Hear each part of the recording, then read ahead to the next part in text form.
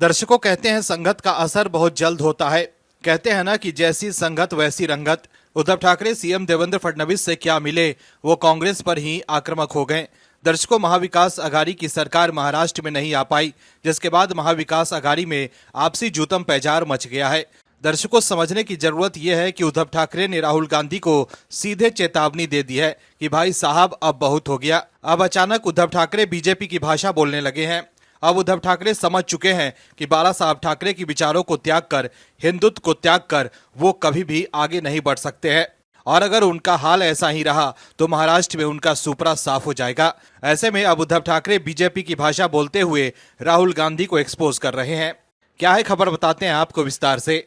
दर्शकों, अब सवाल उठ रहा है कि क्या कांग्रेस और उद्धव ठाकरे के बीच दूरियां बढ़ रही है। ये सवाल इसलिए उठ रहा है क्योंकि उद्धव ठाकरे के सुर बदले नजर आ रहे हैं। महाराष्ट्र के मुख्यमंत्री और बीजेपी नेता देवेंद्र फडणवीस से मुलाकात के तुरंत बाद ही उद्धव ठाकरे ने राहुल गांधी को नसीहत दे डाली। उद्धव ने साफ कहा कि अब उन्हें वीर सावरकर को लेकर रोना बंद करना चाहिए। राहुल गांधी वीर सावरकर को लेकर काफी आक्रामक रहे हैं और उन्हें देशद्रोही तक बता चुके हैं। दरअसल लोकसभा में संविधान पर बहस के दौरान राहुल गांधी ने विनायक दामोदर सावरकर यानी वीर सावरकर को लेख का हवाला देकर कई आरोप लगाए। उन्होंने कहा कि सावरकर ने एक लेख लिखा है जिसमें वे कहते हैं कि भारतीय संविधान की सबसे खराब चीज ये है कि इसमें कुछ भी भारतीय नहीं है। वेदों के बाद मनुस्मृति वो ग्रंथ है जो हमारे हिंदू राष्ट्र के लिए सबसे पूजनीय है और ये प्राचीन समय से हमारी संस्कृति, रीति रिवाज, विचार और व्यवहार का आधार बना हुआ है।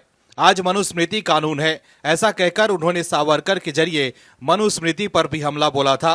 वीर सावरकर को लेकर राहुल गांधी पहले भी निशाना बनाते रहे हैं, लेकिन इस बारे में जब शिवसेना उद्धव गुट के नेता उद्धव ठाकरे से पूछा गया तो उन्होंने राहुल गांधी को नसीहत दे डाली। हालांकि बीजेपी को भी लपेट लिया। उन्होंने कहा कि प्रधानमंत्री मोदी को नेहरू के बारे में बोलना बंद करना चाहिए और कांग्रेस को वीर सावरकर पर रोना बंद करना चाहिए। वे दोनों अपनी ओर से सही थे। अब हम इस बारे में क्या कर रहे हैं? बीजेपी पर सवाल उठाते हुए उद्धव ने कहा कि बीजेपी वीर सावरकर को भारत रत्न क्यों नहीं दे रही है। ये एप्लीकेशन हमने 2 बार देवेंद्र फडणवीस को दे दी थी। जब वो सीएम थे तब भी मोदी पीएम थे। अगर वे सावरकर को सम्मान नहीं दे सकते तो फिर बीजेपी को भी सावरकर के बारे में नहीं बोलना चाहिए। दर्शकों, राहुल गांधी सावरकर को लेकर हमेशा मुखर रहते हैं। महाराष्ट्र विधानसभा चुनाव के दौरान भी उन्होंने कई बार सावरकर का नाम लिया था, लेकिन तब उद्धव ठाकरे सीधे तौर पर उनके खिलाफ नहीं बोलते थे। लेकिन पहली बार उद्धव ने कांग्रेस को लेकर निशाना साधा है। महाराष्ट्र में बीजेपी के बाद शिवसेना के दोनों खेमे वीर सावरकर को नायक मानते हैं। जब भी राहुल गांधी सावरकर को निशाना बनाते हैं तो बीजेपी खुलकर मैदान में आ जाती है। वहीं राज्यसभा में गृह मंत्री अमित शाह ने भी वीर सावरकर को लेकर राहुल गांधी द्वारा दिए गए बयान की आलोचना की है। अमित शाह ने कहा है कि वीर सावरकर के खिलाफ हमेशा झूठ फैलाया गया।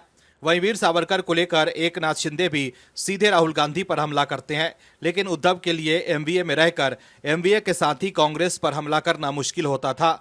लेकिन अब लग रहा है कि उनके सुर बदल रहे हैं। जिस तरह से राहुल गांधी वीर सावरकर पर हमला करते हैं, कहीं ऐसा न हो कि शिवसेना अपनी राहें जुदा कर ले। Bureau report, OMH news. आप दर्शकों से विनम्र निवेदन है कि चैनल को सब्सक्राइब जरूर करें।